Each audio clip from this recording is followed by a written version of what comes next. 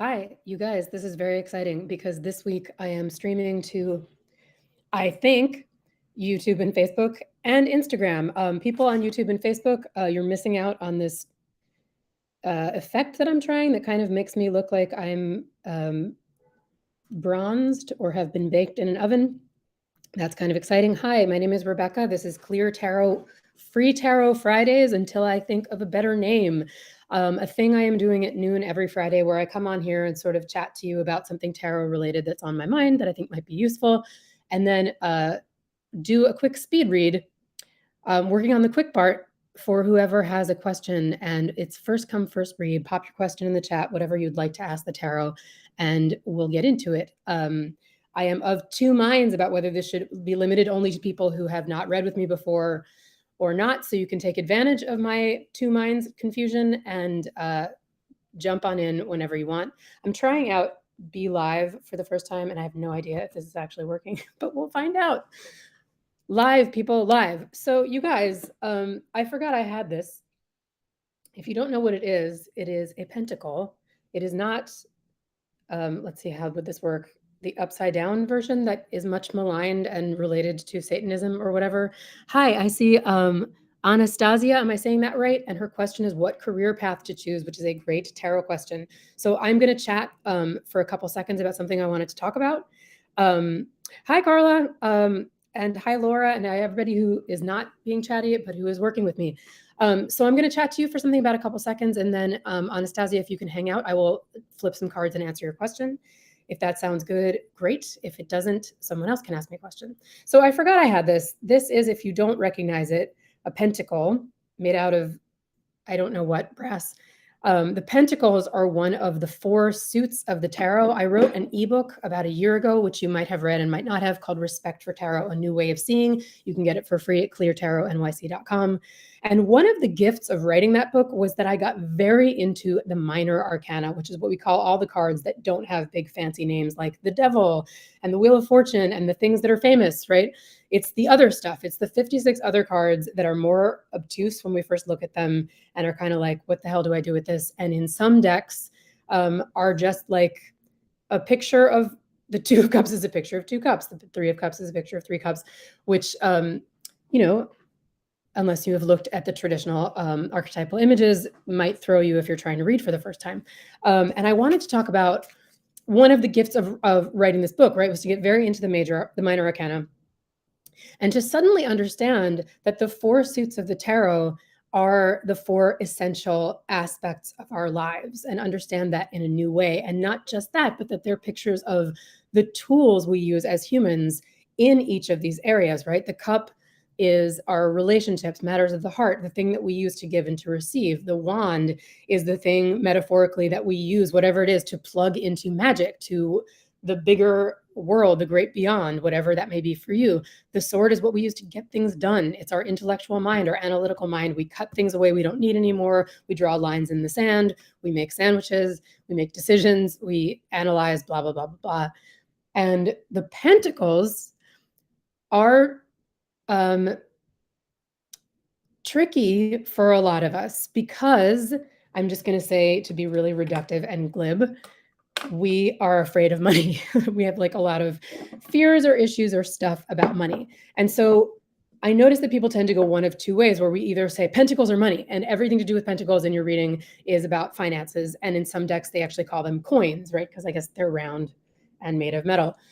And in some decks, they say, no, it has nothing to do. It's not really that. It's not money. It's precious things. It's things we care about.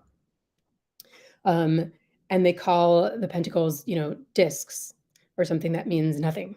And I am here to say, as your friendly neighborhood tarot card reader, that it is both about money. And if we don't understand that, we don't understand the suit of pentacles, and not just about money. And if we don't understand that, we don't understand the suit of pentacles either. And I wrote all these notes down for things I wanted to say, but it just would go on for too long. But one thing I do want to say about the 4 suits is that we can't, and this applies, Anastasia, to your question, I think, we have to know that we need all 4 of them to be alive and to do anything, right? We can't compartmentalize them out. We can't separate them. We can't also collapse them into one. And a big personal moment for me when I was writing the book was to be like, well, to realize that most of my life I've been like, well, I'm an artist, you know, professionally. So that's really the suit of wands, and it's magical and it's spiritual, and since that's what I do professionally, like I don't really have pentacles. Like the pentacles and the wands are kind of the same thing. And the tarot talked back to me in its way that it does and said, actually, maybe you didn't hear me. There's pentacles and there's wands. You have a business and you have art, and they are not the same thing. They work together, like all four suits have to work together, but business is business and art is art, and they both must be attended to have a full life. And I was like, oh, right. I remember when I graduated college as a theater major, and I went into the career services office and I said, can please help me with my professional goals? I'm about to go out there and I want to make something, do something, see results, and make some money. They looked at me like I was crazy, because in our culture, we have a very strong belief that art is art and business is business, and they never work together. That if you're going to be an artist, you will never make money. I was told that by many people. And to wrap this part up, I want to say that I was listening to a really wonderful financial therapist, finance coach named Michael-Ann Valterra yesterday, and she was talking specifically about women, but I think this goes for a lot of us, that when we go to higher education or we become adults and we start thinking about what we want to do with our careers, she said women particularly tend to think in terms of what would I like to do? What is my heart calling me towards? And we don't ask, how much money will I make? How much do I need to live the life that I want? And bring that into the mix. And I would add to this that I think we either do one or the other. We either go into it saying, I want to make money. How much money will I make? Forget about the things that I care about and like in my values. Or we say, I want to be an artist. And oh, it's okay if I don't make anything. That's true, right? Artists just don't make any money. And I am here to say that that belief is an avoidance just as much as not asking, because if you look around you, there are lots of artists making money. Wouldn't it be nice to be one of them? And I read Michael-Ann Valterra's work because of under-earning stuff. And I don't under-earn, my friends, because I'm an artist. I under-earn because I bought the mythology very early on in life that artists don't make any money. And so did not do swords, particular things, or have not in the past, but I'm starting to now, that would bring about my pentacles, which would take care of not just my finances, but again, the pentacles, they're the end of the creative process. They're results. They're the finished product. They're the parts of our lives that we can touch and hold and say, yes, that. Our homes, our body, right? We can't leave out, as Michael-Ann said, you can't separate out the money piece, because we literally need it to survive, to keep the finished products, the pentacles of our world, alive. So that's my little spiel on the pentacles today. And now I'm going to read for Anastasia and see what comes of it. If anybody else, I want to say that this week, if it's not your question, stick around, because your questions may get answered in listening to this reading. And also, if you want to go more in depth with me or have a reading without other people listening that's not posted to the internet, you can book readings with me through ClearTarotNYC.com. So I'm going to mess up the pronunciation of your name, and I'm apologizing in advance. Aparita also has a question. I'm going to say, hang out, listen to me read for Anastasia, and come back next week. I'm here every Friday at noon reading for you. But this is not that different. Your question is not that different. So what career path to choose? So I'm going to give you my spiel, which is the spiel I always give, that the tarot does not have cards that say finance or art or go to this college or yes or no even. They're just going to talk to you around this question and answer what you're asking. It's more like yes and or no but. And as I always tell people, I am going to read for you, and you're going to take what you like and leave the rest, right? You're in control. You're in charge. I am the friendly neighborhood tarot card reader. So Anastasia's question is about her career path. And I'm going to shuffle these cards, and I'm going to split them up.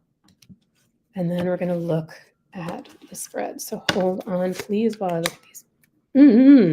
Very interesting to me.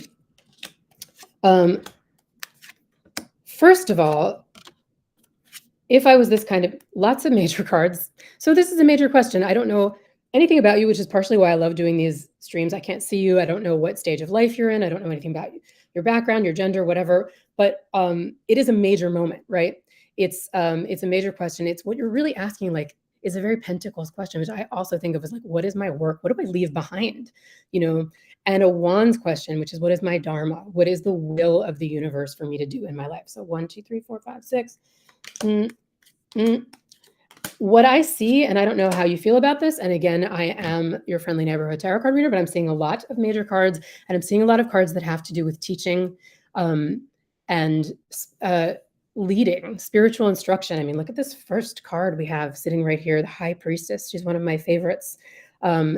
Deep feminine power, not mommy power, not maternal energy.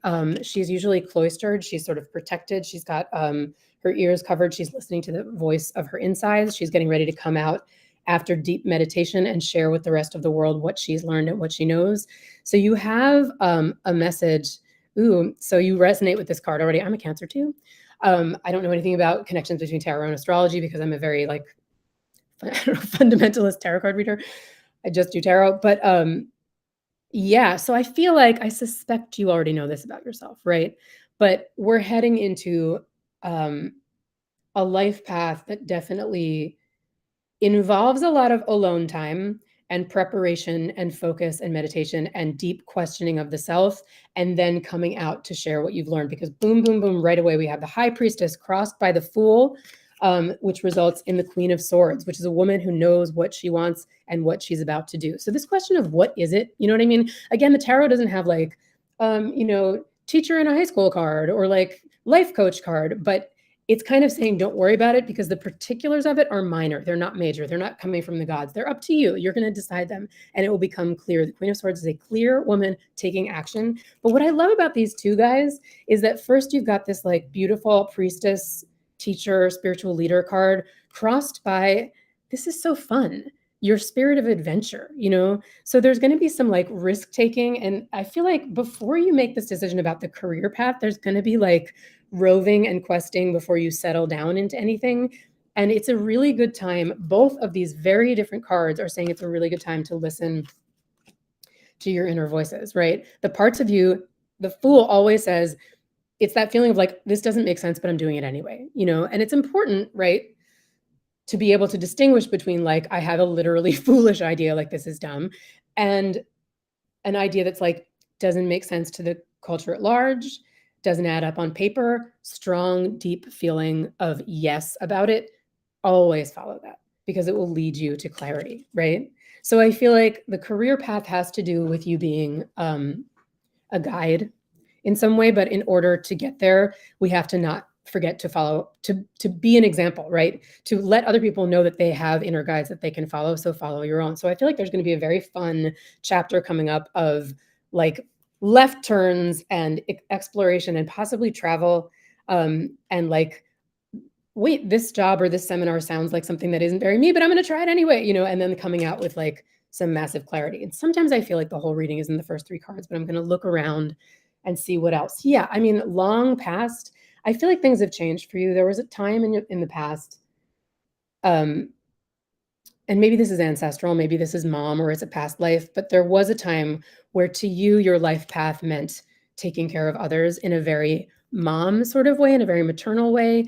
And it's changing. I feel like you're starting to take care of other people in a way that's more like there's a healthy distance, there's boundaries, that it has more to do with you sharing your wisdom and teaching about what you know rather than taking care of. So like, I'm not this woman, if we saw this like in a different position, I might be like, you're going to be a homemaker, or you're going to be a different kind of teacher, or like there would be more of like, well, who cares because it's not in the spread, but sometimes I see this at different parts in my career and I've been like, oh gosh, and I like gave birth to a whole play or an album or whatever, it's different. I feel like there's a little bit more of a distance on it, which is good because I think in the past, there's been a family tradition of not having super great, clear emotional boundaries and being caretakers. And you're kind of coming in to be like, here's a more empowered version of that, and teach, like giving that back to your lineage.